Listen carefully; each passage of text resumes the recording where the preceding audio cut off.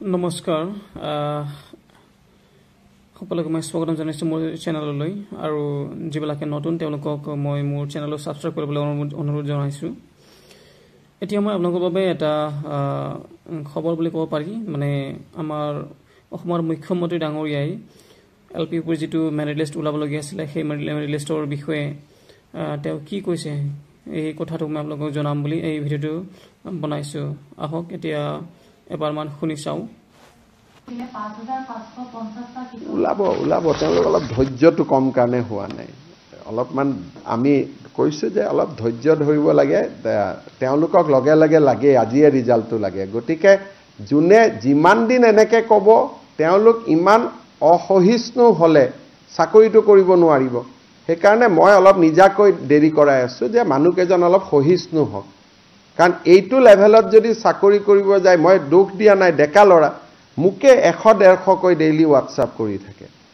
যদি মুখ্যমন্ত্ৰীক এনেকৈ হোৱাটছআপ কৰি থাকিব পাৰে, প্ৰধান শিক্ষকটো গৈ কাকো নামানিব। গতিকে সৰু ল'ৰা ছোৱালী মই অলপমান তেওঁলোকক, আমাৰে ভাই ককাই ভাই ভনী হ'ব, মই অকণমান ধৈৰ্যটো শিকাইছোঁ যে চাকৰিটো যোনে পাব লাগে পাবই। চাকৰিটোতো আমি বিধানসভাতো কৈছোঁ যে 10 অক্টোবৰত চবকে আমি দি দিম, কিন্তু আপোনালোককো লগ কৰে, মোকো লগ কৰে। ইমান এইকেইদিন ACS APSৰ কাৰণে পৰীক্ষা পঢ়িলেওতো হয়, চাকৰি পোৱাটোতো পাবই।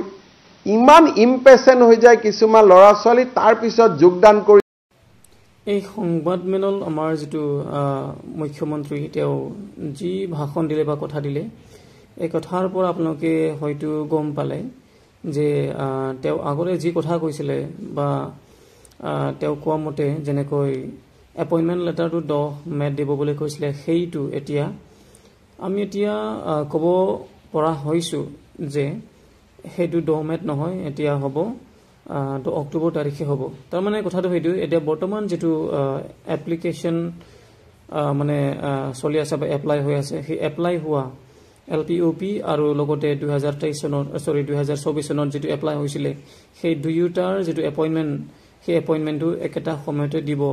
আমি এই কথাটো আমি এতিয়া ক'ব পাৰিছোঁ। তাৰমানে হ'ল এতিয়া এপ্লাই হোৱা LPUPৰ যিটো এপ্লিকেশ্যন আৰু যোৱা বছৰ হোৱা এই দুয়োটাটো মানে 9000 টোটেল ক'বলৈ গ'লে সেইটো 10 অক্টোবৰত দিয়া হ'ব। ধন্যবাদ।